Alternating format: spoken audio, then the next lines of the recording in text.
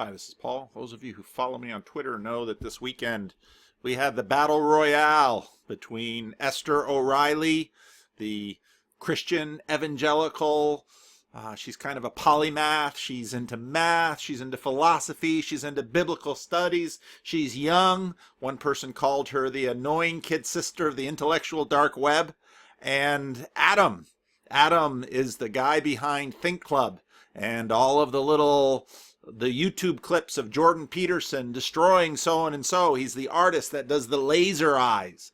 And Adam and I had a conversation last September, and Esther and I had a conversation a little bit before that, and Glenn had a conversation that I did a video on morality. One of Adam's big questions and big arguments is for objective morality, and in many ways he's a disciple of Jonathan Haidt, who says, well, you can, objective morality is built up from below, our moral taste buds and how we develop this. And so Adam and Esther had a big talk, and I think Adam won. Sorry, Esther. I think Adam won. I think Adam was pretty compelling. He had his arguments together, and just in that episode, I don't think Esther fared very well. So the links will be down below if you want to watch that live stream that Adam and Esther did. But I couldn't help but jump in, and in fact, I right after the live stream, I jumped in and did a blog post, and I want to go into a little bit more detail about this conversation about objective morality. Well, let's start with morality first, and we might think it's the easiest of the two words, but it really isn't. As I said on Twitter, and as they mentioned in the live stream, I think we represent morality with laws. A friend of mine, Strawn Cummings, some of you might know him. He's active on Reddit. He's on Twitter. I keep wanting to try and do a video with Strawn, but he keeps backing. He doesn't want to go there with me yet. I'll get him on one of these days. But he asked the question. He says, "I don't think actions are things," and he has a real point. We represent actions by things, and we see the representations of actions in these categories are difficult to really nail down and get right. Another piece of data. In the New Testament, everyone is judged by God according to what they have done. That's a very interesting thing. And of course, for especially Protestant Christians who wave the flag of saved by grace, camping on a certain passage in the book of Ephesians, we don't believe that destroys Ephesians, but everyone is evaluated in the New Testament. Everyone is judged by God according to what they do, by their actions. Not everyone who says, "Lord, Lord," Jesus says in a number of places. See, the problem with human law and human thought crimes is that, well, that's just it. We can't get away from motivation in terms of things, but when we start punishing people by what they're thinking instead of by what they're doing, things go badly pretty quickly. So morality, as if you just ask Google what morality is, this is what you'll get. Principles, see right away, they equate it with the laws, and Adam will kind of go there. Principles concerning the distinction between right and wrong or good and bad behavior. A particular system of values and principles of conduct, especially one held by a specified person or society. The extent to which an action is right and wrong. So that's what morality has to do with. It has to do with right and wrong, and it has to do with actions. Now, why does Adam want objective morality, and why does he argue for it? Well, I think this is the vision, the dream behind objective morality, and in fact, behind objectivism anyway. We want it to be something obvious, like gravity makes us fall and water makes us wet. Adam and Sitch had a big debate about water and wetness in an Owen Benjamin stream that they did. But we want morality to be something commonly obvious, but it's not just that we want to see it. We want its effects to be immediate and obvious, and we want to employ it. We want there to be a motivational system built into us, like don't walk off a cliff or you'll get hurt. We'd like morality to be that obvious, that clear, and we'd like it to be that commonly known so that people will do what's right, because we'll say, well, do what's right. That's in your best interest. It will bring you flourishing. And we want it to be objective. We want it to stand above the bickering and pettiness and division of Christians say this and atheists say that and Muslims say this. And actually in the live stream, Esther and Adam got into a little bit of, well, you've got Christian morality, you've got Muslim morality, you've got atheist morality. And Adam he's really a troll for the anti-theists, as he calls them, and he's always baiting rationality rules. Because Adam basically says Christianity pretty much got a lot of this right. And basically right. And maybe in atheism we'll fine-tuning it, but and maybe the next time Adam and I talk, we'll get into this. Do you need to be, and what then is the relationship in performance? Does actually being a professing Christian help you perform better perform better as a moral agent, or know objective morality better? And Adam and Esther talked about that a little bit too. But we want it commonly discernible like ironworking. And those of you who watch my videos know I love to play Civilization. And so finding ironworking is a big deal in the early game. So we want it discoverable like ironworking, because iron swords held their edge better than bronze swords. And those of you who know the Bible in the book of Samuel, the Philistines had ironworking and the children of Israel did not. And this was a competitive advantage that the Philistines had over the children of Israel. But we want it to be commonly discoverable like ironworking. So there's a way out there to make iron, but nobody knows it. And then someone discovers it, and then technology can be shared or stolen or lost or rediscovered. But there's a way to make iron. And now different people coming at the technology independently might have slightly different means of making iron, but the principles behind it stay the same. And those might get refined and perfected, and that tends to be the role of technology. And so actually, there's a way in which technology lurks behind the morality conversation, because technology is also action, but it's a certain kind of employment. And I've dealt with that recently in some of the Vervaeke videos that I've been doing. Now, for those of you who've been following my channel a long time, know I talk about this thing I call the monarchical vision. And that is the vision, that is the view from nowhere. That is seeing things how they are. And if you remember the videos I did in my commentary on Sam Harris and Jordan Peterson's talk, that seeing the world as a space for objects really expresses the desire that we have of this monarchical vision, that will see everything as it is. All right, see it through and through. Now, why that name? Well, monarch is a combination of two Greek words, mono, which is something that many of you know, which is kind of singular, and arche, which is this on top, authority, power, rulership. Okay, and so we want a monarchical vision. And you hear this again and again in Adam's talk with Esther, the goal of objective morality is that there will no longer be disagreements, that human beings can be on the same page and at least agree to common terms. So we will be one, mono, and arche, and we will rule. That's what a monarchy is. It's the rule of one over all. Now, monarchical vision is seeing everything from that unique perspective. This is called The View from Nowhere. I just found that Thomas Nagel wrote a book by that title. I know Nietzsche talked about that a bit. And it imagines that we see the world as it is, and the goal behind it is, in fact, that everyone will see things and agree to it. And that's in many ways implicit in the Sam Harris New Atheist Project, that via science we can all agree, and the ways that we've been able to establish agreement between people via science on certain things, nobody's hotly debating H2O is water, will be able to succeed and have that uniformity and agreement over our vision of what flourishing is. I'm going to get into that a little bit later, and how to achieve it. In a sense, human technology to achieve flourishing in our cultures. And so all these great moral questions about perhaps how gender relationships, or questions about marriage, or questions about when is it right to take life, or political questions, or economic questions, and all of these questions, if we all come to agreement and we all see the world clearly, we will see morality as an object and we will have master it. We will be one and we will rule. This is a monarchical vision. And again, my statement is that this is something that we don't actually achieve. This is something that, as a Christian, I would say God possesses,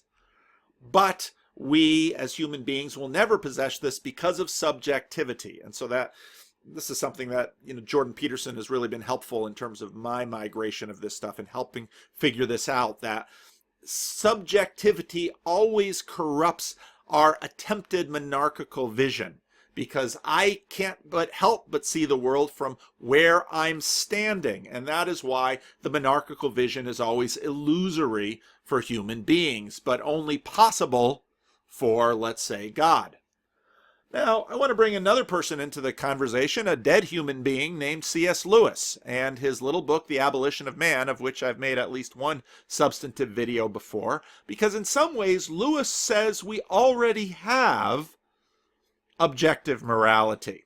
And he calls it the Dao, or traditional morality. And Lewis makes the case that it is, in fact, objective, but I think Adam will be a little bit disappointed, because Lewis would say that this is something, in fact, we've had for a very long time, and in fact, having it has not really solved the kinds of things that Adam hopes maybe sociologists like Jonathan Haidt, and he's not claiming that Jonathan Haidt has resolved this, but the vision and the goal of this dream of a non-religious objective morality, a science-based objective morality, would again bring we rule under one vision of the world order, and that it would be common. Like I would no sooner break a moral law than I would step off a cliff. Now, obviously, stepping off a cliff has an immediate consequence that we learned from when we were very, very young, and that our vision of objective morality would be so clear and so obvious that in fact would reign. Okay? Now, Lewis will say that actually the Tao, this traditional morality, is common. Nearly everybody knows it, and in fact, Lewis would say, everybody in fact appeals to it. Even when they come out with their supposed new morality, it's just an extension of the traditional morality that they're kind of going around the back to say, yep, this is the same thing, only now modified because of technology or something else. And he begins with an English language lesson. Now, Lewis is an ardent Platonist, and I'll talk about that in a few minutes. Lewis is an ardent Platonist, and what he believes is that there is, in fact, an objective morality behind all of the confusion and diversity and all of the noise and chaos that we see. This is very much an axial age vision, if you've been following my Vervaeke videos. Now, I'm going to be talking about sacraments, and I've been talking about sacraments. What sacraments are, they are pointers in this world to the other world. And now when I say pointers, that isn't quite the right word, because sacrament is the right word, but they are samples of the age to come. That's one way that I phrased it. They are material. Well, of course, in Christianity, Jesus says, "This is my body." And so in the Lord's Supper, we connect with and in fact consume and take into our bodies that nourishes us for flourishing the new order body of the life of the age to come. That's very much Christian talk. But Lewis gets at this via a book that he calls the Green Book by a couple of authors that he names Gaius and Titius in how they deal with Coleridge's Waterfall.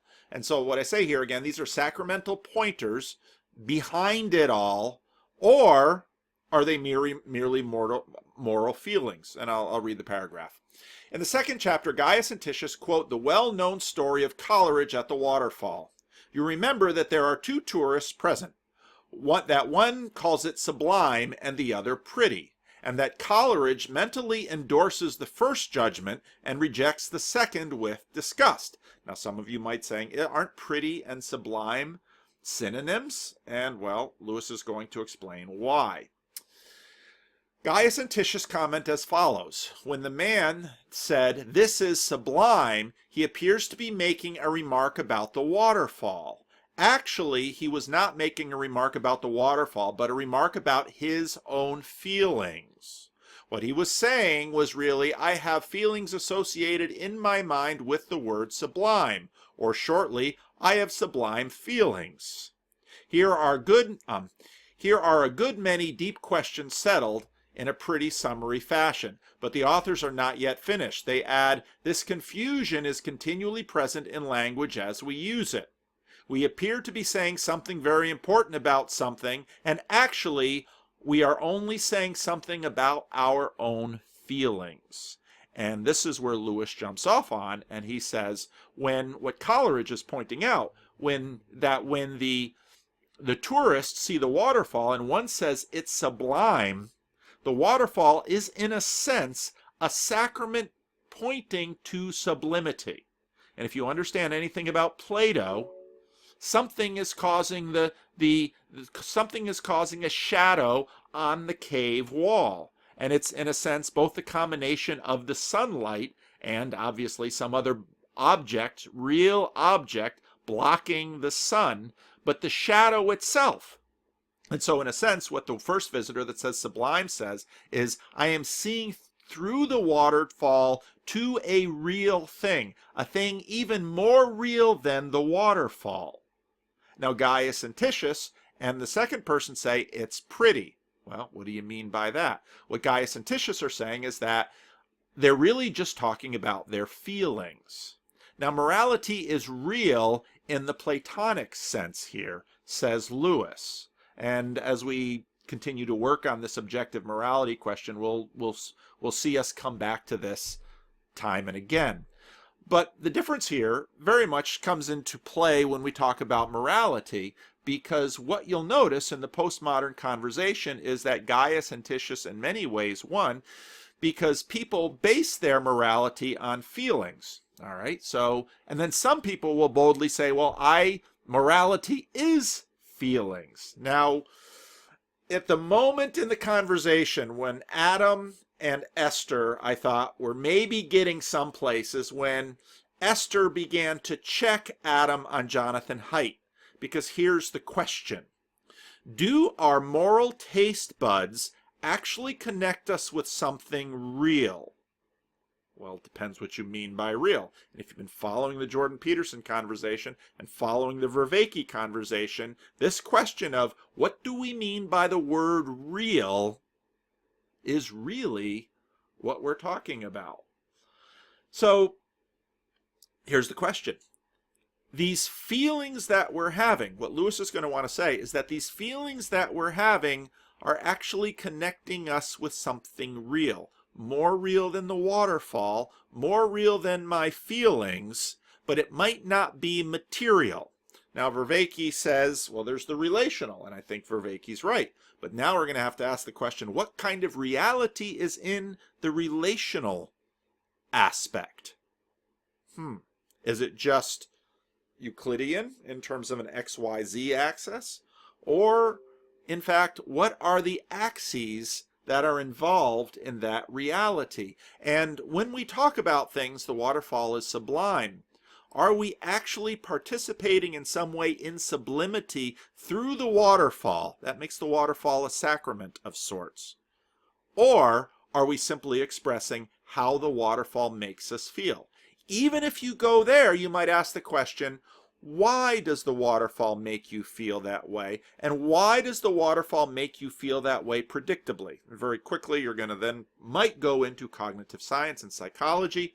But I would say if you want to have a test of this, go to Yosemite National Park and be in Yosemite Valley right by the exit to Bridal Veil Falls. So people come into the valley in their tour buses from Germany, from China, from Japan, and they come down into Yosemite Valley and the tour bus opens and people step off the bus and there's El Capitan and there's Half Dome and there's Bridal Veil Falls and you can just hear the gasps. So, is Yosemite National Park sacramental? And a sacrament of what? I would argue it's a sacrament of glory. So let's talk about Adam and the moral order. And Adam got into this some of this stuff with Glenn, and his arguments are as such. And I think they're good arguments. I think they're powerful arguments. I think in many ways he bested Esther in this little competition via these arguments. If we want to look at their conversation in that way. Adam says the Germans would always eventually lose World War II because, and I'm going to put these words in his mouth, they're going against the moral grain of the world. In other words, the kinds of moral behavior that the Germans were practicing will always be a loser, and they'll always be a loser because it's somehow against what is real and beneath all of this reality. The Soviets lost the Cold War, eventually because they were always going against the grain of the moral order. The things that the Soviets practiced don't finally lead to flourishing, don't finally lead to success, and therefore the Soviets were right from the start doomed to lose the Cold War. The moral order is seen and validated by group outcomes. And Adam notices the difference between individual and group outcomes in terms of this flourishing. We'll get into Sam Harris in a minute. And Adam highlights a study that Jonathan Haidt had done with respect to communes. And Jonathan Haidt noted that religious communes last longer than secular communes. Why? Well, because religion binds and blinds. Morality binds and blinds. It's a big tagline from Jonathan Haidt. And again, I'm a big fan of Jonathan Haidt. I read The Happiness Hypothesis, which I think is better than his second book. Second book's a fine book too, but the first book is more interesting. The first book is much more like Maps of Meaning. It gets nerdier and it goes into a number of different things. Joe Rogan mentioned when he was talking to Jonathan Haidt that he had read that. Haidt's third book is interesting too, but again, his foundations are really in the Happiness Hypothesis. So if you want to understand Haidt, read the Happiness Hypothesis. Perspective, time, seeing, and knowing. Now, here's the question that Esther brought up a bit in the video, but I probably would have pressed Adam harder on. Because the knowing judgment of the grain of the moral order, because going against the grain, that's a wood metaphor here. The knowing judgment of the grain or the moral order is dependent upon when you stand. In the 1930s, it looked like the Western approach to the world. Democratic capitalism was a loser. And that's part of the reason why the Nazis took over Germany. And the Soviets and the Marxists took over Russia. And Khrushchev told Kennedy that his system was going to bury the capitalist system. And so again, in the midst of both of those conflicts, it wasn't at all clear who would win. And what the difficulty that leads you is when you're in the midst of the conflict, then your assertion that either Nazism is better or Soviet Marxism is better or Western capitalism is better, well, now these are expressions of faith. And in fact, they're faith in deeper things. In previous videos, I pointed out that Nazi ideology was built on this idea of racial struggle. That both the Nazis and the Soviets were both progressivist ideologies, but they found their foundation for their progress in different things. Okay? So Nazi ideology said that the world story is a story of racial progress. And now you could see how evolutionary thinking by Charles Darwin fit into that. Because you imagine that you have species progression. And now we've toned that back if you listen to Brett Weinstein to a degree or another. But there's still plenty of progressivism in our culture. So the idea was, well, there are all these different races. And what you really need are competition between the races. And so now to see the Jews are kind of a sticking point for the Nazis. So you got to get rid of the Jews because they're kind of the outliers. But beyond all that, eventually race would settle out. And the reason that, if you read, for example, Timothy Snyder's Bloodlands, which brutally chronicles the sad, the terrible suffering of the people in Poland and Ukraine and Belarus in the 20s and 30s and 40s, and then 50s under the Soviets again. Timothy Snyder goes a long way to showing that, well, why Western atheist, capitalist, materialists will say, well, the Nazis exerted all of this effort on exterminating the Jews that could have been more profitably, they could have done better if they didn't hate the Jews. Okay, maybe they would have won the war, but you don't understand ideology. This gets back to Jordan Peterson. You don't understand ideology. Ideology is, and our worldview is that in which we work. And in fact, that argument that the worldviews are so crucial are foundational to Adam's argument, okay? Because we can't help but express our worldview. So in Timothy Snyder's treatment of the Nazis in World War II, their treatment of the Jews, they expended a lot of effort on, well, sure, they got money out of the Jews, but they also lost some of their best scientists and some of their best people in their nation. But their treatment of getting rid of the Jews was part and parcel of their ideology. In other words, it wasn't an incidental aspect of Nazi ideology. Now, Western pragmatists can look at that and say, you would have done better without that. But you don't understand the way that functioned in their worldview. So again, in order for Adam's test case in the 20th century to work, you have to assume that someone's ideology is central to their worldview. And so you can easily say that Nazi ideology is a loser. It goes against the grain of the moral order, and therefore the Germans lost. You could make the same arguments about the Soviets.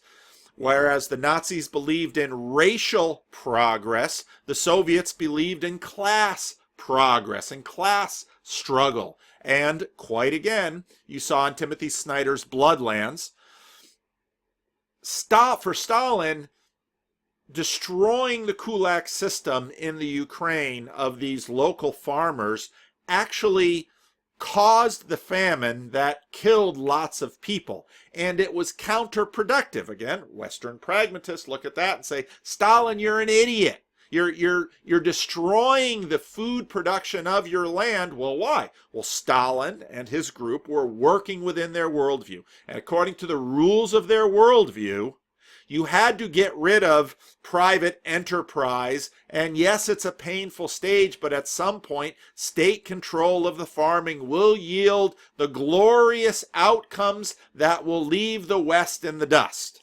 And again, I would say Adam has a point, because you can't conceive of the Soviets apart from their worldview, and therefore, Adam's got an interesting point, their worldview would eventually lead to its demise.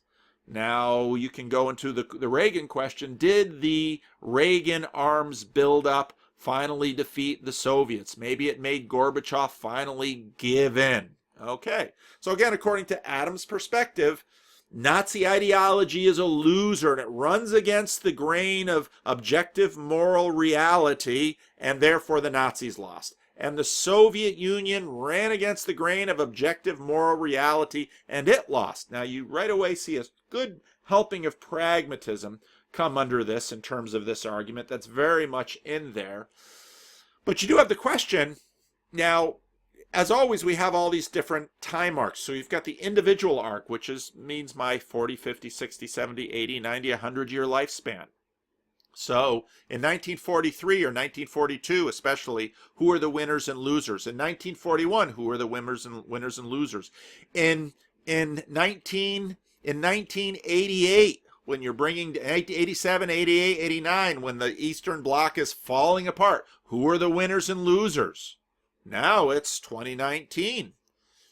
Is democracy sustainable? These are some similar questions that were being asked in the 20s and 30s in the Western capitalist democracies, looking over at the impressive gains by the Nazis in the 30s and the supposedly impressive gains by the Soviets in the 30s, the impressive gains by the Cubans in the 60s in terms of education and healthcare deployment.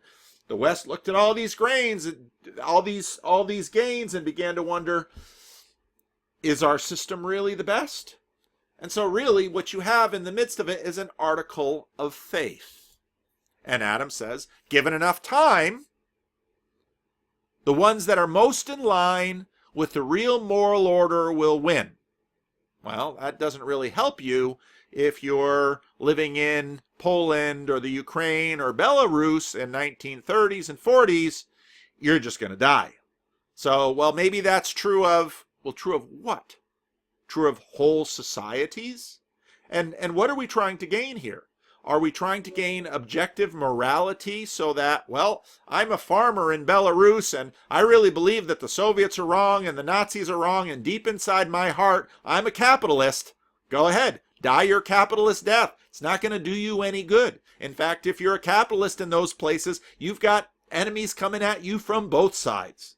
And, well, does your moral order or your belief in the moral order actually do you any good now? Well, maybe you feel good about yourself because I know I'm right. Well, here's the case. We all think we know we're right. And so therefore, goodness is a lack of dissonance. Now Lewis wades in here with the Tao. And he says, well, we've always had a moral order and we've always sort of known it. But, well, then why do we keep losing it? And why do we keep trying to improve it in stupid ways? And well, let me just read the chapter. This conception in all its forms, the Platonic, the Aristotelian, the Stoic, the Christian, Oriental alike, I shall henceforth refer to for brevity simply as the Tao. Some of the accounts of it, which I have quoted, will seem perhaps to many of you merely quaint or even magical. But what is common to them all is something we cannot neglect. It is the doctrine of objective value.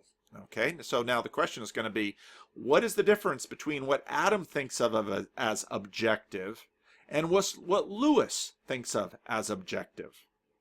So the doctrine of objective value. The belief that certain attitudes are really true and others are really false. So again, we're going to get into the question of what is really. To the kind of thing the universe is and the kind of things we are. Those who know the Tao can hold that to call children delightful or old men venerable is not simply to record a psychological fact about our own paternal or filial emotions at the moment, but to recognize a quality which demands a certain response. Now again, unlike gravity, these demands can be complied with or rejected and rebelled against. Okay? Which demands a certain response from us, whether we make it or not. I myself do not enjoy the society of small children. Because I speak from within the Tao, I recognize this as a defect in myself, just as a man may have to recognize that he is tone deaf or colorblind. And because our approvals or disapprovals are thus recognitions of objective value or responses to an objective order, therefore, emotional states can be in harmony with reason. See, now, this is why I always pick Lewis to talk about Sam Harris, because Lewis and Sam Harris have a lot alike. They have a high degree of belief in reason and some commonality about what reason is. Strawn wants me to make a Words That Fudge video on reason, and I probably will at some point. That'd be a more philosophical video rather than a theological video. And I'm not sure I'm qualified to make it, but then again, maybe I'm not qualified to do anything I do. So I'll read that sentence again. And because our approvals and disapprovals are thus recognitions of objective value or response to an objective order, therefore emotional states can be in harmony with reason when we feel liking for what ought to be approved, or out of harmony with reason when we perceive that liking is due but cannot feel it. No emotion is in itself a judgment. In that sense, all emotions and sentiments are illogical. But they can be reasonable or unreasonable as they conform to reason, capital R, or fail to conform. And if you read Miracles, you'll notice the capital R reason shows up in C.S. Lewis's book Miracles as well. And the reason it does that is because for Lewis, reason is something that puts us in touch with the Tao, also puts us in touch with God, also puts us in touch, in his rather Platonic sense, the forms. The heart never takes the place of the head, but it can and should obey it. And this is why Lewis, well, we'll get to the end of his first chapter. If you've never read The Abolition of Man, read it. It's a very small book. You can often find it in C.S. Lewis anthologies. It's only 3 essays long, and it's a quick read, but it's a very important read in terms of this. So Lewis also has a sense of objective value of the Tao, and in many ways would say things probably similar to Adam, that, well, the reason the Soviets failed was they're going against the grain of reality, of the moral order. The reason the Nazis failed is they're going against the grain of reality or the moral order.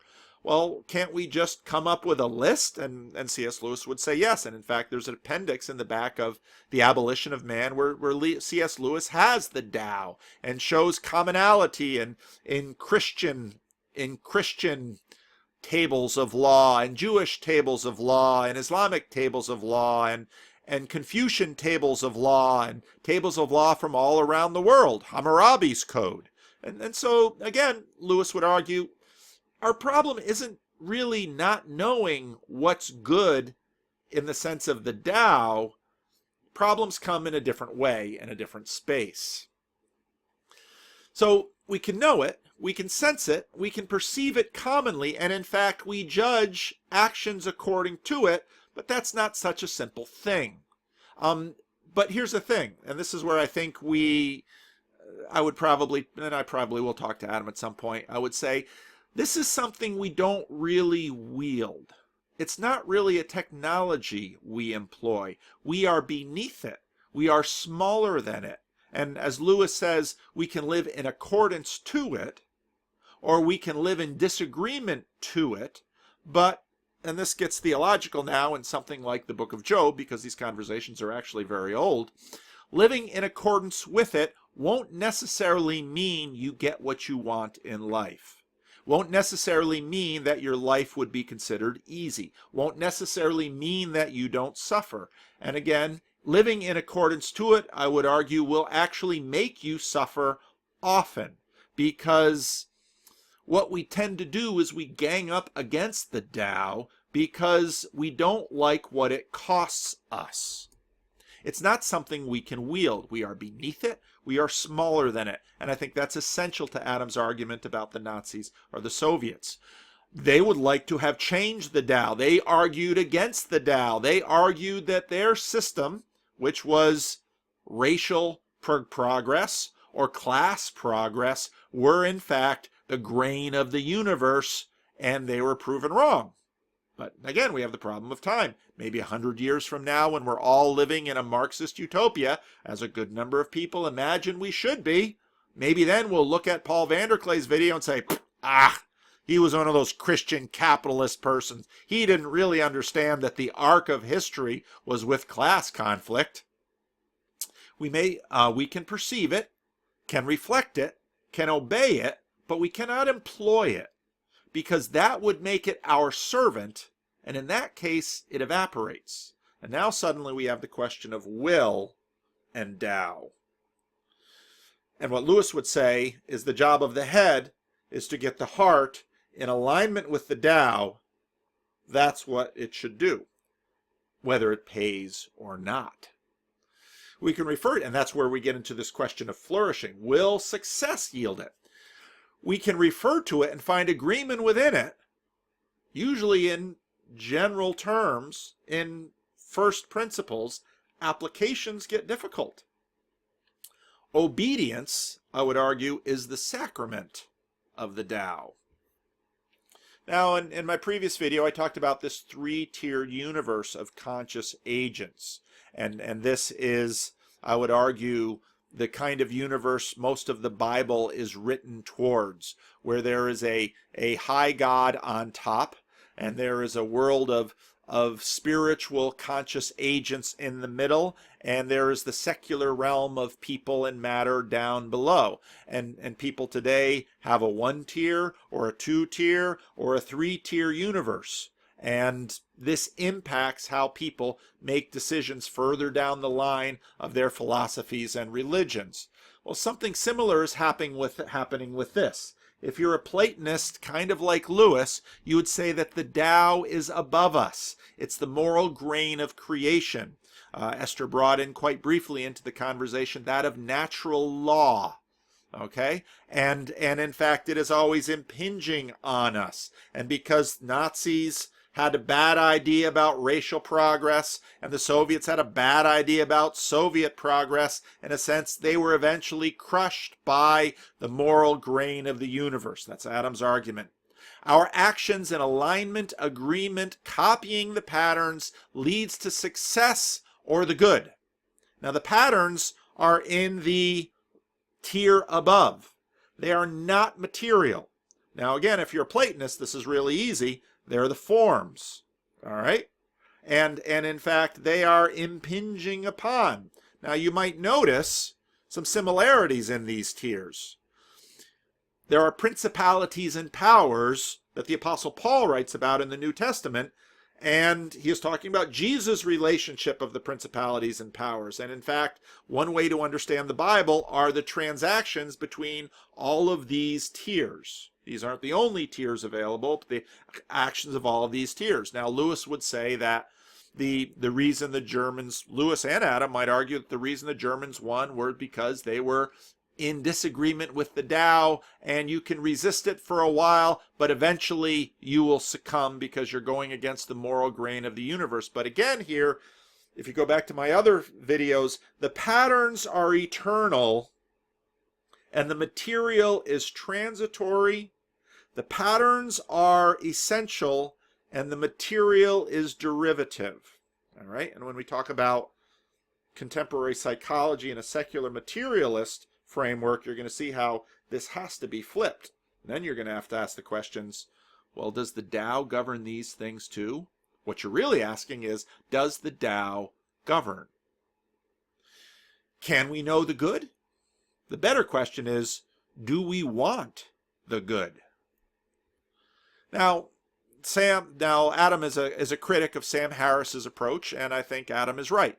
Sam Harris's well-being, he tries to scale up local discernment. Well, I can know that I can have a sense that this is flourishing and this is not flourishing, so I do all this A/B testing of flourishing, and if we scale that all the way up, we have heaven and hell. And Jordan Peterson pounces on him and says, that's looking an awful lot like a Christian conception. Oh, no, this is ration. This isn't based on antiquated technology of religion. This is newfangled, religion-free monarchical visionism. That's what we're going to do. And Adam's like, kind of doubt it. Because right away, subjectivity is involved. And how not? That's the problem with a monarchical vision, is that its adherents always contaminate it. They contaminate their imagined clean room of a world of objects every time they try to wield it. And it's obvious to everybody else, and they all say, along with the postmodernists, you only see the world this way because you're a high-status celebrity atheist in the year 2019, quickly losing his status from the heights that he had in 2001 when the four of you were together and everybody was suddenly, for the moment, really afraid, no longer of godless communism, but now afraid of religious fundamentalism. And so, hey, you had a good run there. You really carried the day when we're all worried about Islamic terrorists, but they don't seem to be quite the threat they were as when they took down the Twin Towers. So now we're moving on to establishing our new utopia by intersectionality and all those kinds of things. Adam rightly protests the intrusion of subjectivity. You are judging your A/B test against your subjective experience. Someone at a recent meetup noted that Germany was happiest during Hitler's heyday. And if you think about this psychologically, you can agree. After Versailles, Germany felt betrayed by its leaders. They felt put down by the other people in Europe. And Hitler was bringing them back, making Germany great again. And, well, usually if you're going to do that, if you want to mobilize a group of people, one of the easiest ways to do that is to have another easily identifiable group of people as the enemy. They are the fault of all of our reasons. And for Hitler, that was the Jews. And it fit very nicely in terms of his ideology. So you could scapegoat the Jews for everything. Is there a problem in our new world order that's going great? It's the Jews. Well, for the Soviets, it's the capitalists. And everybody needs a scapegoat. Read Rene Girard. Something we do automatically, something we do psychologically. So Germans were happy. We're building aircraft, we're building warships, we're building our army. We're not going to face the kind of humiliation that we faced in the Kaiser's defeat after the First World War. Hitler is making Germany great again. The only works if you define Germany, however, apart from the Jews and those who love them as true Germans. So you have the true Germans and you have the substandard Germans, and they should all leave so that true Germany can emerge and we can have racial progress and racial purity, and the hierarchies of the world will be set right. Well, again, you have the problem of definition and perceptive time. And quite rightly, Adam looks at Sam Harris and says, that's not really going to work. Jordan Peterson had the same conclusion.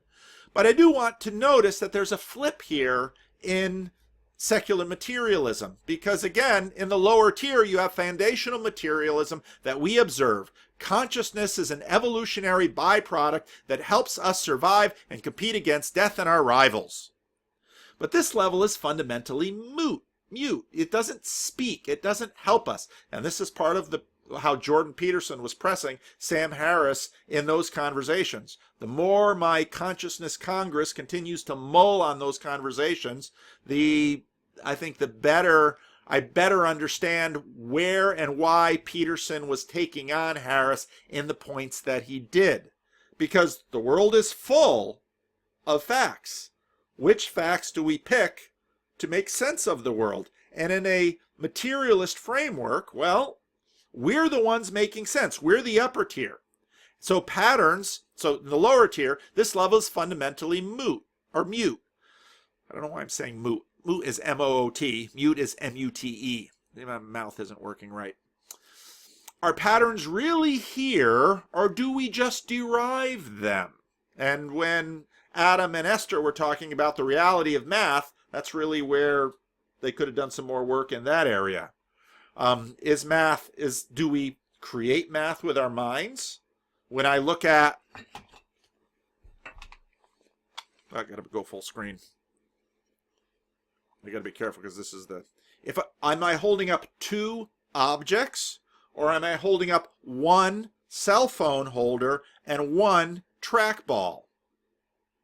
Well, you might say that, well, this kind of depends on your perception. It kind of depends on your categorization. Is math something we create, or is math something we discover? And this is one of these fun questions. Now, foundation for natural law. Well, if you're a secular materialist, you're always looking below for, well, this is the common realm out of which we're going to discover our objective morality. But we've got real issues in this realm, knowing whether we're imposing the patterns upon them or whether the patterns are actually in it. And in fact, and this is where it gets into my first making of Vervaeke with Buddhism and cognitive science, where he talks about Aristotle, which is an excellent, because Aristotle said, well, the form is being expressed in the formal cause. And then you have the final cause. So you have Aristotle's four causes. But when is it a chair? And you'll hear Jordan Peterson go into that. When is a stump a chair? Well, is chairness always in the stump? How does this stuff work? It's a very hard question. Modernist, postmodernist debate is essentially between these points, because the postmodernist says can be anything.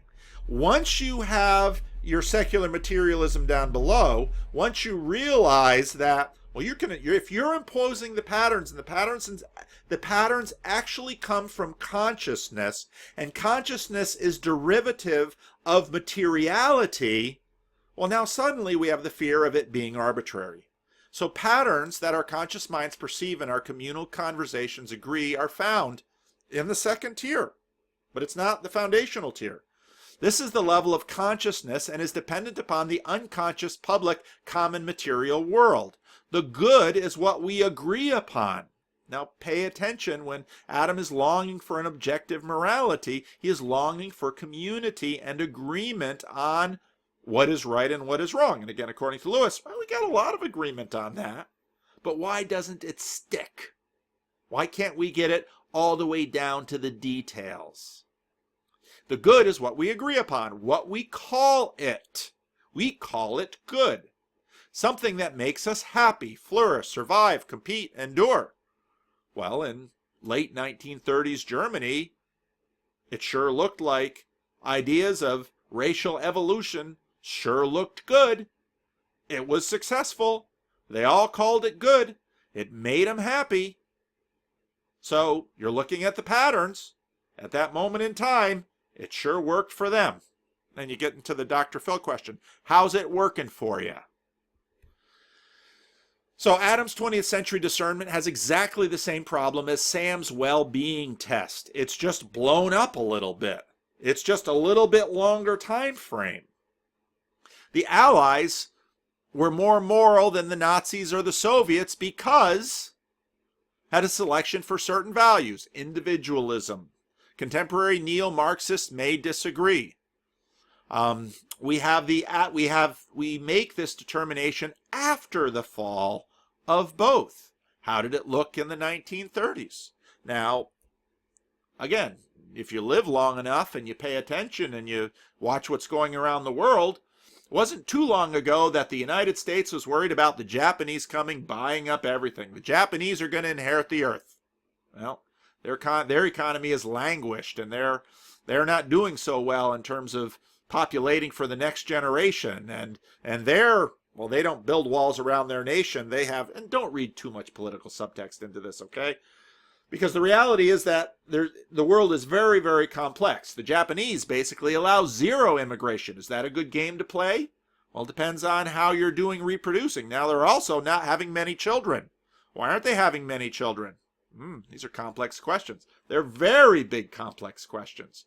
So now we no longer fear the Japanese buying up everything. Who do we fear buying up everything? The Chinese. So we used to fear that the Soviets would inherit the earth. Before that, we feared that the Nazis would inherit the earth. Then eventually we feared that then the rest of the world and feared that the Americans would inherit the earth. Then we feared that the Japanese would inherit the earth. Now we fear that the Chinese will inherit the earth. Maybe 20 years from now, we'll fear that the Indians will inherit the earth. Who knows? Your point in history and your judgments are part of that point in history. And then you say, but what if we could get out of history, out of context, and see, well, there's your monarchical vision. That's what you're looking for. Now, the problem with the subjective creatures defining up, well, we have secular material application, and we're going to define up to principles. It's ironic that this is exactly Freud's argument against God. He says, well, God is just wish projection up into the sky, following Feuerbach. So, but aren't our principles principle projection up into the sky? That's exactly what the postmodernists say. You're just projecting the success that is convenient for you to project so that you'll win further. And just right now, there's a recording, a bootleg recording of Jordan Peterson in Melbourne, and I thought that was actually one of Peterson's better speeches in terms of laying all this out. He goes way into the plumber story. Now, I would say that C.S. Lewis has a real point, and C.S. Lewis's point is in many ways confirmed in B movies. And this weekend, my wife and I were. It's a Saturday evening, and so, let's watch a movie. Let's go on to Netflix, or let's go on to Amazon. What can we find? The algorithm pulled up good old Liam Neeson, who just recently got in trouble for confessing his sins publicly instead of to the religious service provider of his choice in private, as constitutionally protected. Liam Neeson made a movie called The Commuter. And if you've seen most of Liam Neeson's latest movies, you probably have an idea exactly what kind of movie this is. It will not win an Academy Award. Liam Neeson is playing this kind of role that he can sleepwalk through because he keeps playing the same kind of role again and again and again. And in fact, if you just look at the art, the picture, you probably know exactly what the movie is about. And if you watch the trailer, you'll know exactly what the movie is about. Now, in this movie, they have a refrain. The criminals say, don't be noble. Well, what does that mean? Do what's expedient, not what's right. And you'll notice that as I've continued to think about this particular rule of Peterson's 12 rules, do what's meaningful, not what's expedient. Notice how meaningful and right have become synonyms for Peterson. And that's pretty important in terms of understanding Peterson's larger project. So again and again, all of the people on this commuter train that is being terrorized by this group of people, they are encouraged to do what is expedient, to give up for what is in your flourishing self-interest in the moment. And so Liam Neeson has to decide, is he going to kill people in order to save his family? Isn't that the premise of every Liam Neeson movie? Now, this is a B movie. It's not going to receive any Academy Awards. But what it is catechesis. Well, you say, well, that's weird. Catechesis, isn't that what happens when you're trying to join a church? Yep. It's liturgy. Well, what's liturgy? Isn't liturgy? Jamie Smith has been making a career out of noting the liturgies in our contemporary society. Jamie Smith is a philosopher at Calvin College, my alma mater. What this movie is reinforcing the Tao. And it's not a great movie. Who's going to watch this movie? It's not going to win an Academy Award because, well, we got all these highfalutin ideas about what a good movie is. But a whole lot of people love watching a movie like this because what it reinforces in them is that life is complicated, goodness isn't easy, but in the end, goodness wins. That's what all the Liam Neeson movies and most of the movies we have actually highlight in here in America. Something deep in us, C.S. Lewis would say, our chests tells us that we want to be noble even if it'll cost us. And at one point in the movie, Liam Neeson will give a stirring speech about how this may be the death of his family, but he will not cross the line. And something inside of us is fed and warmth. And somehow we get in touch with, as Lewis would say, the Tao. It feels right. And suddenly sacrifice for a noble effort feels like it's something to give your life for. What might that be? Meaning. Is meaning just an experience? Do we just experience meaning? Or is meaning out there? We're going to talk about that a little bit later. We should be noble, even if it costs us. But what action will be sacramental? Doing what's right. Obedience is the sacrament of the Tao. We watched another B movie, The Man Who Lost His Head, about this English museum keeper who has to explain to this tribe in New Zealand about how they're not going to have their sacred artifact come back. He's engaged. But then he goes to the island and meets the beautiful New Zealand woman. And should he keep his promise to his fiancée over there in England? Or should he pursue this hot new island woman and change his life to live with all the meaningful people who are still embedded in their natural religion, but suffering? And so again, you have the question. So a bunch of the native Maori people who are worshiping their ancestors. And this seems like a whole bunch of superstition to all these British museum people. But in the end, guess which one wins? It's the Tao. Surprise, surprise. Now, it's interesting because this is at heart what Lewis kept trying to tell Sam Harris in the debates, that we must be guided by the stars. And it's interesting that early in the debates, Sam Harris likes using astrology as an example of bad technology. And I agree, I don't believe in astrology either. But Peterson makes the point, there's something deeper going on there beside the horoscope in your paper. And it's not the kind of literalism that is so easy for Sam Harris to debunk, that we need guides outside of the local contextuality to actually be able to orient ourselves towards that which is noble. And it's going to have to be outside of the iron box of secularity. It can't just be inside.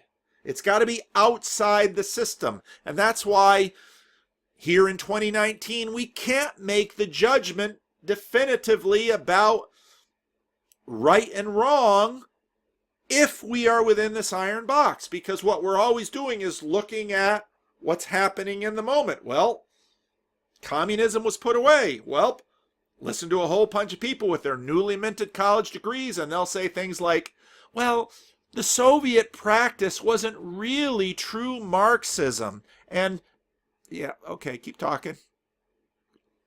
I ain't so sure. I got my doubts. And I was not on the right during the Cold War, okay? I wasn't a Marxist. But, so, we're in time. We're really bad judges. Again, if we could only have a view from nowhere, if we could only have the monarchical vision, don't believe anybody that says they have, because they don't. Well, who does? Three-letter word, starts with G, ends with D, spells dog backwards. That's what religions say. You need something above your tier, something not subject to you or us. That's why you can't wield objective morality, and you never will.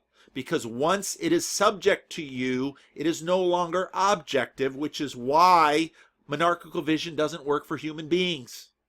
We can't establish a we, and we don't rule. We don't even rule over ourselves well. Now, we crowdsource it as a proxy for the Tao, and that's what we do. And in fact, that's how we're set up to do psychologically. That's why we believe in groups. If you want to change your mind, go live with the group that looks like you want your mind to be, and you will be changed in their image. That's the whole basis for how churches work. You want to be a Christian? Go hang out with Christians. You want to be a certain kind of Christian? Hang out with those certain kinds of Christians. You hang out with them long enough, you'll be like them, or their corruption will drive you crazy and you'll start looking for a new group to hang out with.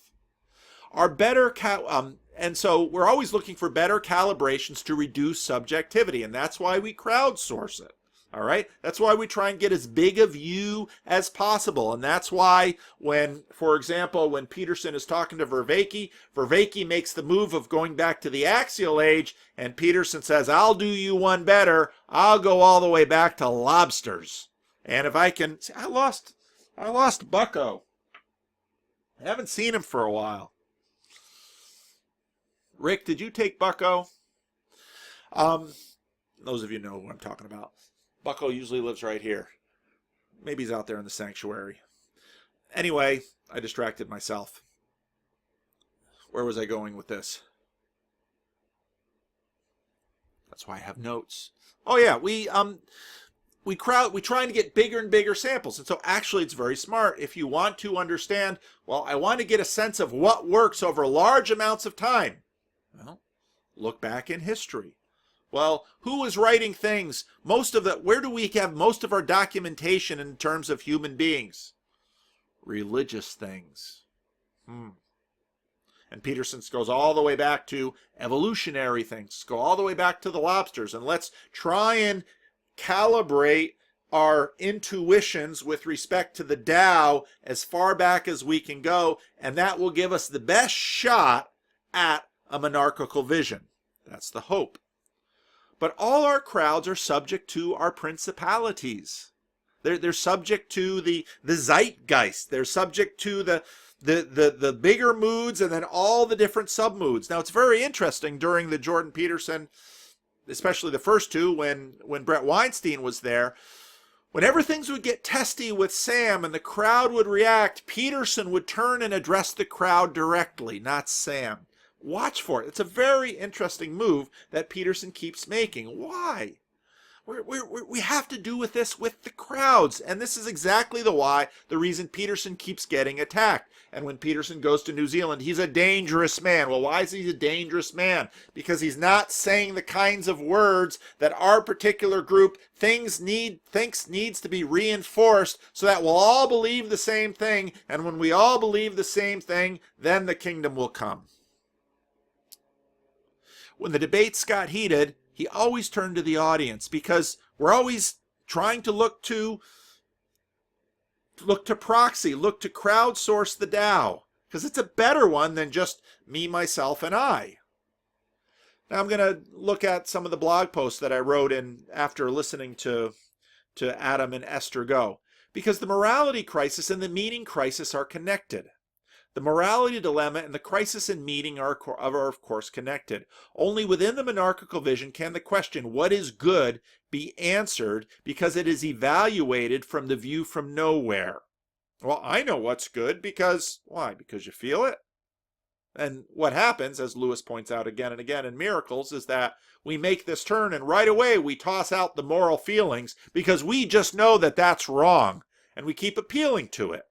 Now notice that Lewis starts Mere Christianity with noting right and wrong, and how everybody, try as they might to be postmodern, they get to a point where they have to give it up and speak like their chests, not like their heads. In their head they say, I'm a postmodernist, I'm just constructed. In my chest, I just know it's right. I just know it's wrong. I want to be moral. And Lewis basically takes after Gaius and Titius by saying the only reason they call themselves intellectual, the only reason their heads look so big, is because their chests are so small. So only within the monarchical vision can the question, what is good, be answered, because it is evaluated from the view from nowhere. Each of us, limited creatures in time, must ask, pay attention, you'll hear it happen all the time, good for what? In the conversation, they talked about gang initiation.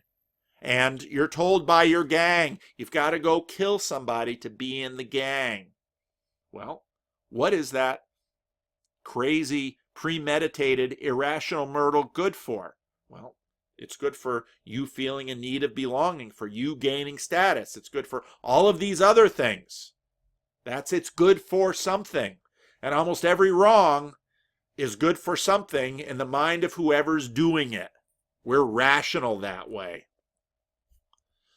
War. What's it good for? Poor Sitch couldn't get that into his video because, the YouTube algorithm, boy. I've run into that sucker too.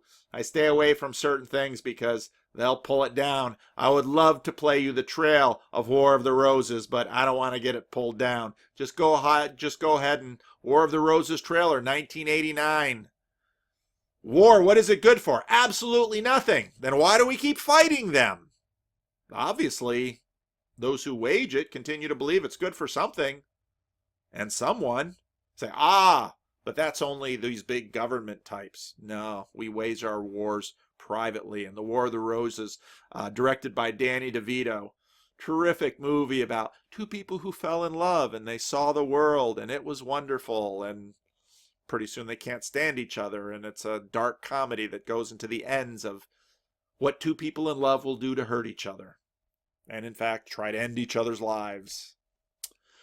Our morality crisis comes from within the iron box of secular materialism. We are cut off from the telos, from the goal, from the ends. We're cut off from the stars that guide us, and we don't know how to orient ourselves. And it's 1938 in Germany, and Hitler seems to have all the answers. And doggone it, the world would be great if we could just get rid of these Jews. And man, if we could just get this land that all these Slavs are on, we're going to kill another 6 million of them too. And we'll lie to the Soviets because it's okay to lie to a communist because they're not really human beings. So we'll lie to the communists, and the Stalinists are thinking, yeah, we'll lie to the Germans, but at some point we're going to do the other one in. Well, then, of course, Germany moved first, and you have the Eastern Front.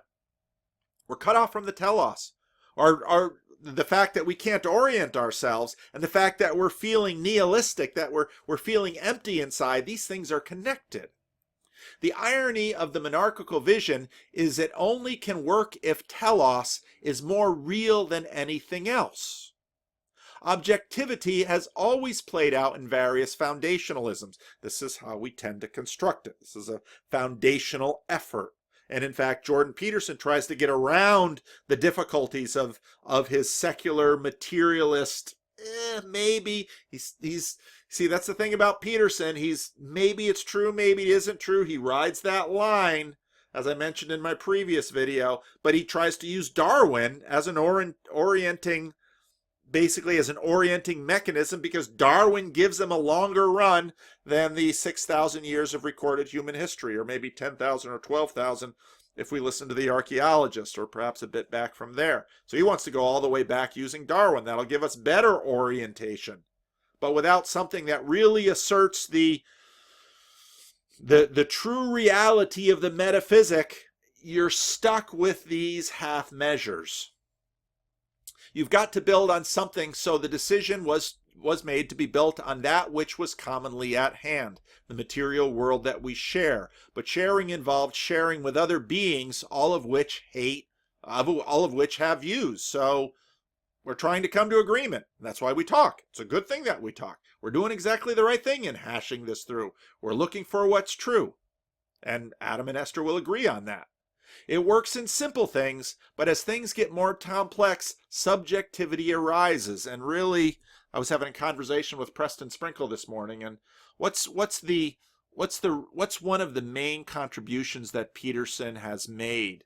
Well, what Peterson has done, kind of similar to Thomas Nagel, who I've never heard Peterson mention, is the reality of the subjectivity. And Thomas Nagel's point is that we've probably gone as far as we can trying to imagine we can see through a monarchical vision. It's probably time to give up the project. And we're going to have to deal with subjectivity, and we don't know how much it's going to cost us.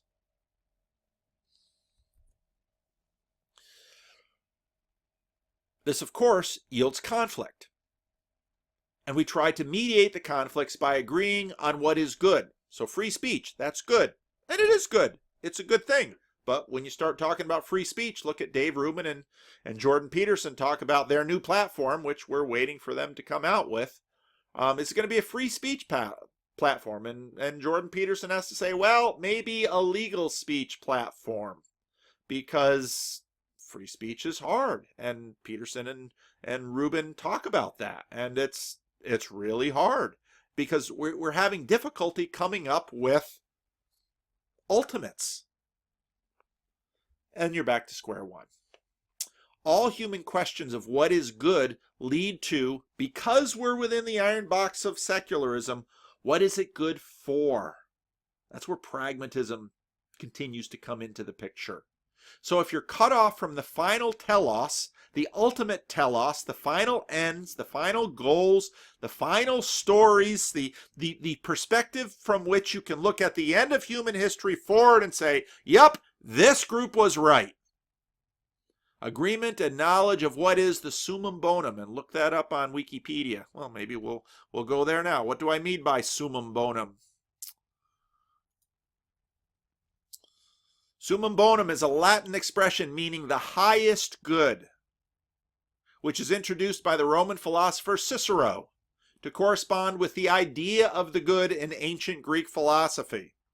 The summum bonum is generally thought of being as an end in itself, at which some time contains all other goods. It's a hierarchy with something at the top. The term is used in medieval philosophy. In Thomas' synthesis of Aristotelianism and Christianity, the highest good is usually defined as the life of the righteous and or the life led in communion with God and according to God's precepts. In Kantianism, it is described as ultimate importance, the singular overriding end which human beings ought to pursue. I would say actually it's God himself. Because that's where, see, you might have noticed in my tiers that God keeps being at the top, and you begin to say, well, what kind of God is it? Well, you've got God number one and God number two. What do I mean by that? Go back in my other videos. You've got, in a sense, the God of natural law and the God of personal relationship, the God of the sum of all systems that the God has created, and the God who is actually personally involved as a conscious, willful agent between those systems. It's all of those things together. And that's why God is such a slippery thing. Not a thing. You can't even, it's just hard to talk about. And the problem is that what is it good for? Well, this is what we have with the marriage discussion. What is marriage good for? And basically what's happened in the last 200 years is that marriage is good for happiness. Well, that didn't work so well because there's a lot of unhappy marriages. Well, marriage is good for heirs. Well, legal heirs, that's kind of a social construct. Well, marriage is good for, read Tim Keller's book on marriage. What is marriage good for? Tim Keller will say marriage is good for sanctification. Why? Because you're supposed to love your enemy. Well, what happens when you're in love with your enemy? Or what happens when the person you're supposed to be in love with is your enemy? Well, suddenly you're going to have to do all kinds of Christian things like forgive. Adam talks about that quite a bit in his conversation with Esther. Well, that's what marriage is for.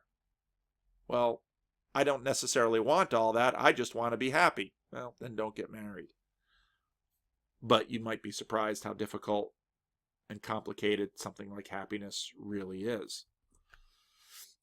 This is why all judgments beg for an ultimate judge. This is, in a sense, my ontological argument. And I hear this new wave of judgmentalism on the ascendant left. Well, you're just going to need a judge. What if people slip out of time? All those slave owners, all those tyrants, all those people who abused power, they all slipped into the big sleep without being judged. Your universe isn't very just. This is why all judgments beg for an ultimate judge, and why it is a terrible shame if the atheists are right and there is no good, because then all we're doing is fighting for the scraps. Enter Nietzsche and nihilism. Now, just recently, there was a really good short interview by an Israeli columnist. He writes for Haaretz. Someone, again, having a YouTube channel is about the best thing I've done in terms of having people send me good sources. Sent this to me right away. Doesn't have a whole lot of views right now, but one of the better Jordan Peterson interviews we've had for a long time, getting into a bunch of different things. So I'm going to play 2 segments of it. If I had to point at the major theme of your work, would it be right to say that I suffer, therefore I am, and that the antidote for suffering, or what helps us cope with it, is meaning? Yes. There you go. 1 word, baby. That's what a good question will do. Is that a philosophical argument? No, it's a theological argument. Is that a Hear it again. philosophical argument? No, it's a theological argument. And listen to when Peterson was on that panel with Dave Rubin and a bunch of people at the Ayn Rand Institute, where Peterson basically says in his treatment with patients, he found that many of the hardest cases couldn't get better unless they went to the theological level. Why? Because you're not going to know the ultimates unless you get out of the iron box of secular materialism. You've got to go to that level. Now, again, Peterson's tricky, and a number of people, Bishop Barron had a really good video out yesterday or the day before where he talked about Peterson's relationship with Kant, and I'm going to probably do a video on that later this week and talk about that a little more, because Bishop Barron is right. And so then here's the question. Well, can I just kind of have an imaginative God, an imaginative theology? Is that sufficient? Is that a philosophical argument? No, it's a theological argument. Sorry. Look at the dude smile with this. Peterson, you're teasing me, baby. Phrase, is that a theological argument or a psychological argument? Do we need meaning? Theological, psychological. Oh, now you're really putting him on the spot, because he's gonna have to choose between those. He kept saying that the biblical series was a psychological treatment. I'm thinking, we're getting a little theological in here sometimes. Or do we need a sense of meaning? No, we need meaning. Psychological argument. Do we need meaning or do we need a sense of meaning? No, we need meaning. Meaning's real. So it's a sense of meaning, or do we need a sense of meaning? No, we need meaning. Meaning's real. So a sense of meaning would not do. It can't be reduced to. No. It's an irreducible phenomenon. So we need answers to our questions. Yes. Basically. That's right. We don't need to think we have answers to our questions. No, The illusion would not help. No, the illusion will hurt. Ouch. You know, what I'm trying to suggest to people is that the pathway to meaning is the antidote to suffering. As Meaning for Peterson is his summum bonum. far as I can tell. The question is, where is meaning to be found? And my sense is that it's to be found in responsibility. And not in relationships, because, and this is a curious thing, I don't pretend to have an explanation, but say in social workers often get their sense of meaning from, they get paid so low in Israel that you can't believe, but they're addicted to their work. Because when you feel you make a difference in someone's life, that creates a sense of meaning. Sure. So is that responsibility for someone else, or is that just a connection? Because parenthood It's both. It's both. It's both. I mean, there's more It's both and a whole lot more. to a relationship than mutual responsibility, because there's lots of dynamic processes cementing a relationship, right? But I'm going to leave that there now, and we'll go back to another clip from this. But it can't just be, and again, it can't just be, oh, I'm having a feeling of meaning. Now we're back to Gaius and Titius. Well, I'm having a feeling of the sublime. No, it needs to be sacramental. Remember, obedience is the sacrament of the Tao. It needs to be the real thing. Meaning is real. I don't just have a feeling of meaning. I have meaning. And you say, well, what's meaning? Well, again, for Peterson, it's the summum bonum. And once you understand that it's a summum bonum, now I'm going to talk theologically a little bit here. That's where, so in a sense, I talked to Preston Sprinkle this morning, and Sprinkle, he hasn't watched a lot of Peterson because Peterson's not his gig, but he says the Preston Sprinkle's pretty sharp. He said, I called him a celebrity evangelical, and probably wasn't the best thing I should do when I just meet somebody. But, so he says, Peterson's interesting because he's got an Augustinian theological anthropology, but he's got a Pelagian soteriology. And I said, that's right. And why? Because meaning is the summum bonum for Peterson. And so you carry that cross up the hill. And when he talked to Dave, over at Rebel Wisdom, you can tell Vanderclay that. What's at the top of the hill? Well, the kingdom of heaven, the kingdom of God, the city of God. It's all synonymous. That's at the top of the hill. Well, but the meaning is you're carrying your cross up the hill. But for Peterson, again, because of he's not really, at least publicly, ready to step outside the box, that's what you got. That's what you got within the box. You've got meaning. And now the Apostle Paul is going to go further and say, well, you've also got hope. Now, whoops. Okay. Next clip. And he just really asks him the God question. Oh, it's just so much fun.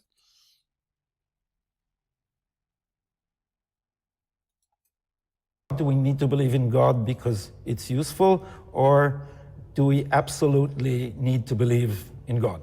Now again, look at the question. Do we need to believe in God because it's useful? Because one of the things that Peterson and this has done is that people are like, okay, you're really convinced me in God, number one, and you've really convinced me of the utility of this stuff, and you really convinced me that living in the midst of this stuff will give me meaning, and that's really helpful, and it's true.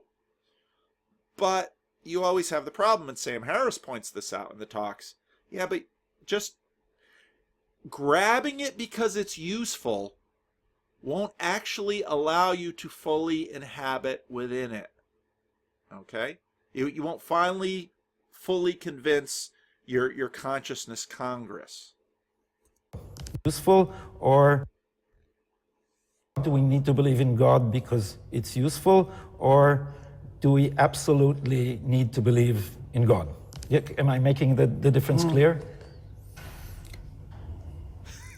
Again. And Owen Benjamin, I completely disagree with you. He's not playing a game. He's not playing a game. I think this is him. This is him.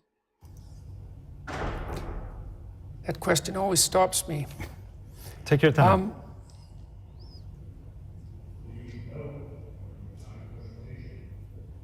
You need to aim at a transcendent, you need to aim at some transcendent ethic. You've got to look up at the stars. You've got to get beyond, okay? And so in a sense, looking up at the stars is mythological for getting outside of the iron box of secularism. You need to aim at some transcendent ethic. You have to do that. And you can't just do it because it's useful. You have to believe it. You have to inhabit it. You have to feel it in your gut. And the reason for that is that the transcendent ethic is the way that things are put right. It's not an illusion, and it's not a mere rational construct. It's not an invention. It's none of those things. It's something that you discover. And it's something you discover. It's not something you generate. And it's not an invention. It's none of those things. This isn't something that we made. Okay, it's not an invention. It's not something we wield. It's something we discover. Now, again, in a number of my conversations, there are people who are getting stuck on living as if and fully. It's arguable whether the words can best work this way, but actually believing. And again, you've got the rider and the elephant, the Jonathan Haidt. Your elephant's got to be convinced. Well, how do you convince an elephant? Well, the elephant works in the symbolic world. The elephant works. The reason the elephant believes so well when it believes in community, sociology of knowledge, is because that's how elephants think. It's something that you discover, and you discover it despite yourself. Like, see, one of the things, and I think that's Peterson's journey. He discovers that he didn't set out to learn this, but he discovered it when he was making maps of meaning. Discover it despite yourself. Like, see, one of the things Nietzsche proposed when he talked about the death of God and the potential for catastrophe that would emerge as a consequence of that was that people would have to create their own values. We'd have to replace the external valuation scheme that religion provided with something that was psychological, let's say. It's fine. It's a daring hypothesis. The psychoanalysts, especially Jung, were great students of Nietzsche. And Jung knew why Nietzsche was wrong because of what he learned from Freud. What Jung learned from Freud was that we weren't masters in our own house, that we're beholden to psychological phenomena that are beyond our voluntary control. We have a nature, and that expresses itself within us in ways that we cannot control rationally. It manifests itself as part of reality. It's phenomenological reality, it's subjective reality, but it's reality nonetheless, like the reality of a dream. You don't invent your dreams, like in a voluntary sense. They manifest themselves in the field of your imagination. But Freud was painfully secular. Freud thought God was a childish disease. Yes, he did. He thought that religion was a grand wish fulfillment, but it's a very shallow criticism, and he should have known better, and that's why Jung and Freud broke. I guess that would be one of your most complicated messages, is that your evil side should not be divorced, but rather harnessed for good. Yes. So that because blurs, it's not so evil. That blurs the difference between good and evil, in a sense. No, it just makes it more complicated. It's like you can't identify evil. And this is again why our relationship with the Tao. We know it, but so Liam Neeson doesn't want to become a murderer, but wants to save his family, and he's got to work this out. And life throws questions of a similar sort at us, which is why we find the Liam Neeson movie so interesting, or the British Museum guy, that he's got a fiancée at home, but he falls in love with this other woman on the island. He's got to figure out what to do. Well, and we've got the Tao, and well, it's hard because we're below it. We don't wield it. We don't possess it. It doesn't work immediately like gravity. It works, in fact, over long periods of time, and we can't see time from the end. Evil with something. It's so evil. that blurs the difference between good and evil, in a sense. No, it just makes it more complicated. It's like you can't identify evil with something simple. Oh, aggression is evil. It's like, no, it's not. Fear is evil. No, it's not. Neither is pain. It's not that simple. Whatever evil is very complicated. And to attribute it to society, for example, or to attribute it to a particular psychological trait, it's not anywhere near sophisticated enough to come to terms with the problem. So evil is something that's, resentment is closer to something that's at the core, but even that's not sufficiently complicated. And evil is much better construed as a complex personality, which is why that is how it's construed. There's great figures of evil. Satan is the ultimate figure of evil. Well, why? Because in order to flesh out the concept, you need a character and a personality and a story. You can't reduce it to a set of descriptions, partly because it moves. It's like, well, sometimes aggression is evil. Well, yeah, that's true. Sometimes it's not. And this is why, again, back to the beginning with Adam and Esther, this is why I say you can try to represent morality as a code of law, but that's actually not the best representations we have. That's a helpful representation. You can gain some clarity with it. God uses it in the Ten Commandments, but it's not the most helpful representation. And I think this is one of the transitions from Judaism to Christianity, because in Christianity, the representation of the law is a man. Now, I think there's some of that implicit in Judaism, and so some of the Jewish watchers will probably help me out with that and instruct me a little bit better in your tradition. But it's why the representation as in terms of a personality, in terms of a person, in terms of a story, that's why that's far better representation, and why that representation works for us, and why in fact you have God number one and God number two, because you can't talk to a set of laws, but you can talk to a person. But then we go back to the previous question. Well, is it good enough to just imagine it as a person? But if you're in your head, you're imagining, well, this person is just a representation. Now we're down to the Turing test in terms of you're talking to a computer. Can you tell if it's indistinguishable between a machine and a person? Well, that's a test that is very, very interesting on a whole number of levels. That's why the personality is a better representative of these sorts of concepts, because a personality is something that's got a certain amount of coherence and identity, but it's also something that's adaptive and flexible in different situations. And there you've got the issue of context. And these things are, to think of evil as a personality and to think of good as a personality is much more appropriate than to think of them as tables of rules or something like that, or descriptions. Or instincts. Yeah, definitely not instincts. It's like you just can't damn an instinct. You know, it's not helpful. And there's aggression. It's like, what, you're going to get rid of aggression? It's like, what, you don't like ambition? You don't like purpose? You don't like persistence? So the whole interview is great. Watch the whole thing.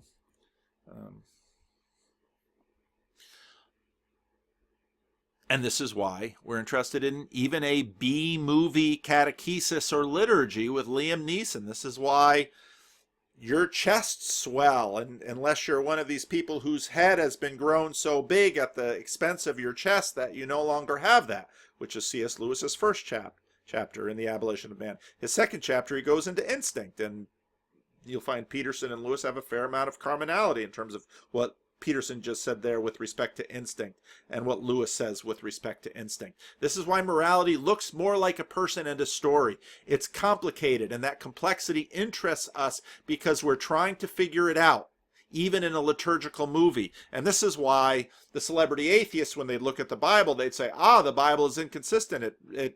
God violates his own rules. Well, on one hand, you don't understand what a God is, and you don't understand how it is designed to work. And this is the essential problem with many people when they look at the Bible and they say, I know what Christianity is. Christianity is, here's a Bible as a set of rules, and if we do those rules, you will be blessed, and if you break those rules, you will be cursed. Okay, now you've got the Dao, but again, the Dao is better expressed as a personality.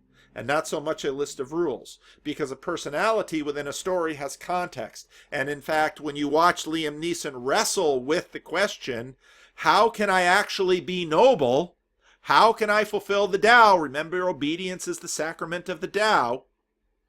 How can I actually be noble? Well, it's within the context of this story that he's going to have to work it out. Well, are you saying that it's all relative? No. But I'm saying it is so complex, you're not just going to have a list of rules that is going to be able to carry you the whole thing. You're going to need a personality. You're going to need a person. And of course, in Christianity, that person that comes along is Jesus. Then you're going to have the question, and I think again, Bishop Barron in this it was a little podcast chat that he did, which I'm probably going to play later this week. I thought he went into that well, in that, okay, so Jesus is the highest archetypal representation of the ideal man. Okay, well, what do you know of him? Well, most people will just say, well, I know the name, and then I've got a whole set of ideas in my head. Well, why don't you start by reading the New Testament? Well, I'm just going to read the Gospels, you and Russell Brand, because Russell Brand thinks that the Gospels are the highest, the canon within the canon. Well, actually, the earliest representation of Jesus' resurrection is 1 Corinthians 15. And in fact, the entire New Testament is supposed to be designed to show us who Jesus is. And the book of Revelation is actually an attempt to look at the Hebrew prophets now in the light of Jesus' revelation.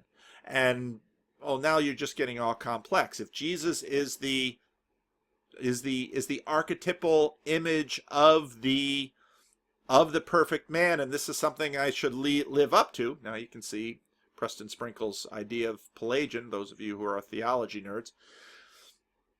Well, what does that mean? Well, is he merely a representation? Well, then now I'm going to pull the ontological argument on you, because if it's merely a representation, it's a less good representation than a representation that actually lived. And if the representation of the resurrection is merely a representation, it is a less good representation than an actual resurrection, than one that becomes actualized at every layer. Is it just the literal resurrection? No, it functions at every layer, which is exactly how the rest of the New Testament imagines it. Now, it was so interesting when I was reading, I should probably reread this book. I was reading this sort of autobiography of Jung, and I came across this section with Jung and Freud, and this is exactly where my ontological argument starts to dig in and get crunchy. So this is Jung. It interested me to hear Freud's view on precognition and parapsychology in general, and this is where Jung gets a little spooky for a lot of people. When I visited him in Vienna in 1909, I asked him what he thought of these matters. Because of this materialistic prejudice, he rejected the entire complex of questions as nonsensical, and did so in terms so shallow a positivism that I had difficulty in checking the sharp retort of the tip of my tongue. Another positivism, which is kind of this shallow materialism that really, in some ways, Sam Harris is trying to transcend from with his Buddhism and his use of psychedelics. It was some years before he recognized the seriousness of parapsychology. Oh, now we're sounding all woo-woo. And acknowledged the factuality of occult phenomenon. Now the evangelicals are nervous. While Freud was going on his way, I had a curious sensation. It was as if my diaphragm were made of iron and were becoming red hot. Sounds like Jeremiah, fire in his bones. Of a glowing vault. Now again, don't start taking Paul Vanderklay. So my Consciousness Congress had a lot of, yeah, you say that, these group of people over here and those people over there, yeah, but let's just read the text and understand its impact in the context of this conversation. And at this moment, there was a loud report in the bookcase. It's a loud boom or a bang, like a report from a gun, which stood right next to us, that we both started up in alarm, fearing the thing was going to topple on us. I said to Freud, there, that is an example of the so-called catalytic extorization phenomenon. Jung even had a name for it. That's typical Jung. So he's here. There's the report. Well, just hearing a noise, noises happen. But it's predicting the future, right, Scott Adams? It's predicting the future that you can actually get at truth. That's what all of my materialist friends tell me. It's the power of prediction that you know when you have something. Oh, come on, Freud exclaimed. That's sheer bosh. It is not, Jung replied. You are mistaken, Herr Professor. And to prove my point, I now predict that in a moment there will be another such loud report. Sure enough, no sooner had I said the words than the same detonation went off in the bookcase. Now again, the amazing Randy can say, Jung planned this for Freud. Well, now you're saying Jung is a con man. To this day, I do not know what gave me the certainty, but I knew beyond all doubt that the report would come again. Freud only stared at me aghast. I do not know what was in his mind, or what his look meant. In any case, this incident aroused his mistrust in me, and I had the feeling that I had done something against him. I never afterward discussed the incident with him. What was going on? Well, Peterson is a Jungian, and he's got that kind of doubt in his mind about the iron box of secularism. And maybe the world is stranger. And maybe stuff is going on that we don't understand. And maybe our capacity to explain everything isn't what we think it is. And maybe, in fact, our belief in our capacity to explain everything is motivated by other fears. All the way down the political level, the Book of Revelation asserts that all rebellion will one day be put to an end. The Book of Revelation pretends to stand outside of time looking at the end. Telos. Well, that's where you can make final judgments of the story. You've got the individual level. So 1938 German saying Hitler's great. He sure made Germany great again. We have a military to be proud of. We're taking over these countries. We're annexing, parts of Austria. We're on the rise, and the story of the world is a story of racial progress. In the 1930s, the story of the world is the story of class progress. And here in the Soviet Union, we are building out the New World Order. And a lot of people in France, and a lot of people in Britain, and a lot of people in America were pretty interested in what was happening in both of those places. And that was pulling at the fabric of the United States. Read your history. But an individual doesn't live very long, makes this snap judgment in very short periods of time. How can they know what's good? How can they know what something is good when all they're looking at is what it is good for? We are judged according to what we have done and receive what is due us. God can't be reduced to Tao, represented as a personality, but also a conscious agent. You see, Freud and the materialists have a bias. What is the source of this bias? Is it motivated?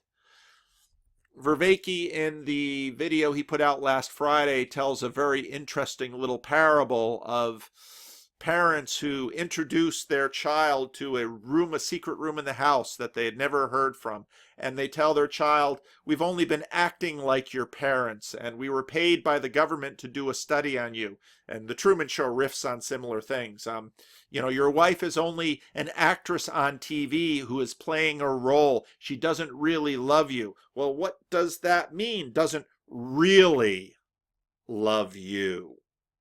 That means doesn't love you at every level. Well, why is sex sacramental? What is it hooking up with in another world, in the world above?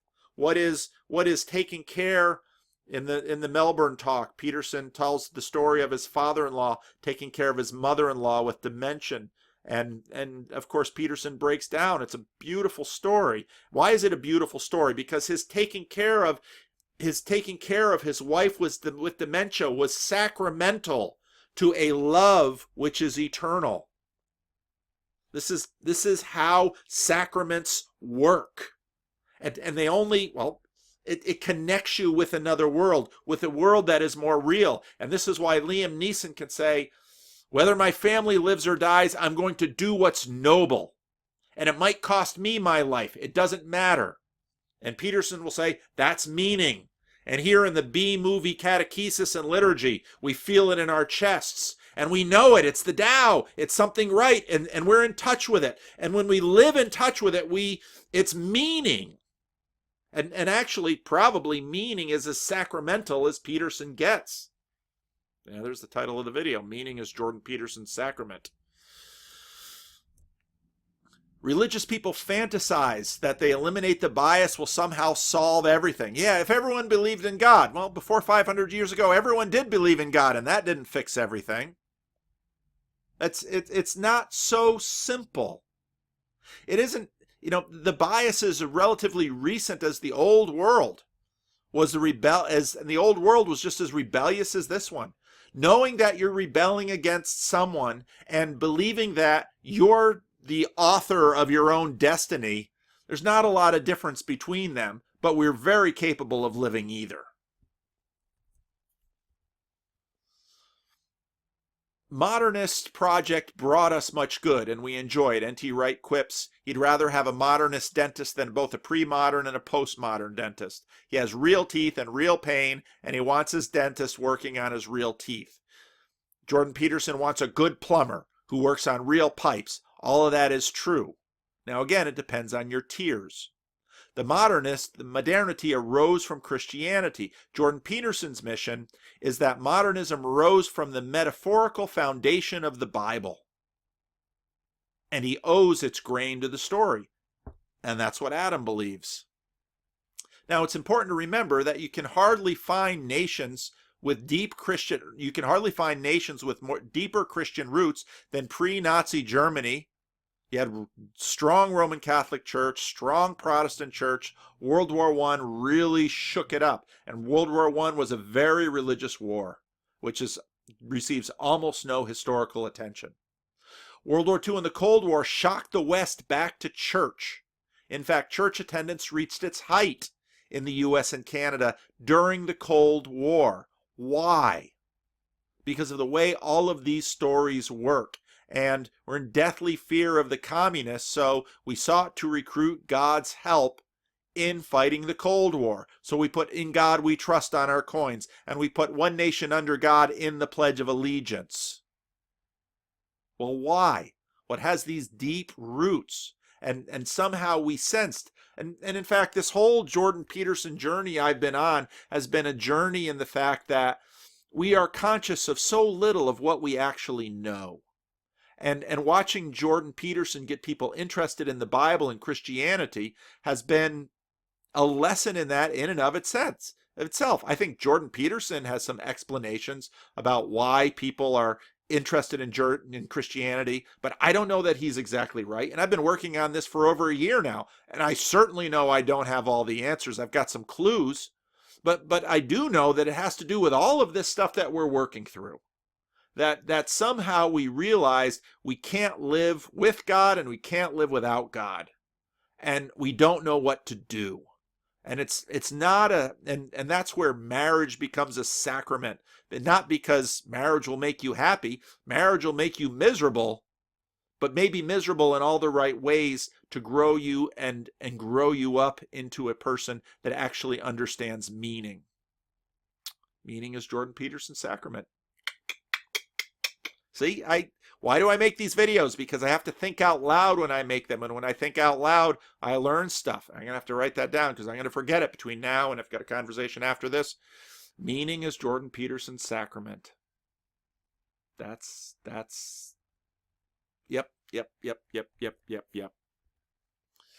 So the meaning crisis. We feel the lack of sacramental connection to a bigger Tao. We see that mere moral feelings are insufficient to build community. Social justice warriors eat themselves. They can't maintain a community. This is Jonathan Haidt's point throughout all of his books. That actually religious people with their 5 or 6 taste buds generally do better over the long haul. That's why Adam is right on this. That, yeah, religious people outlast them. It's because They're not running against the grain. But when the more granular you get with the grain,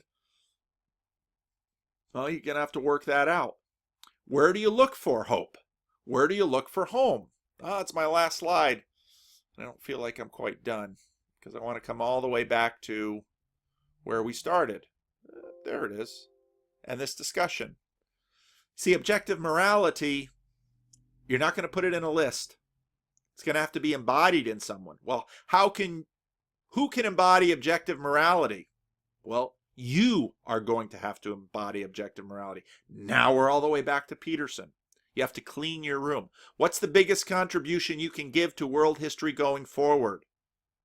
Well, embody the Tao. And you can't just talk about it. You have to live it. You have to order your life. You have to clean your room. Well, will that save the world? No. But someone lived a perfect life. Now, this is Christianity. Perfect man lives a perfect life, gets killed for it, and is raised from the dead. That's the story. Well, why is that story so powerful? Because it gives hope to you to be a noble person, to actually live out the story that you'll be raised from the dead. Or are you saying it's Pelagian, it's works righteousness? No, it's not really works righteousness either. Because misery, deliverance, gratitude. The more you live it out, the more you realize how bad you are at it. And what that means is that you need to know that you're going to be saved by someone else, and that the way that you live out the Tao actually is an expression of gratitude for what someone has already done for you. That's the way the story works. You say, well, how can I believe that? Well, you have to start living it. Your brain will follow. The rider learns from the elephant too. All right, that's enough for now. I have a conversation in 15 minutes. I have to remember objective morality. See, I already forgot it. The meaning is Jordan Peterson's Sacrament.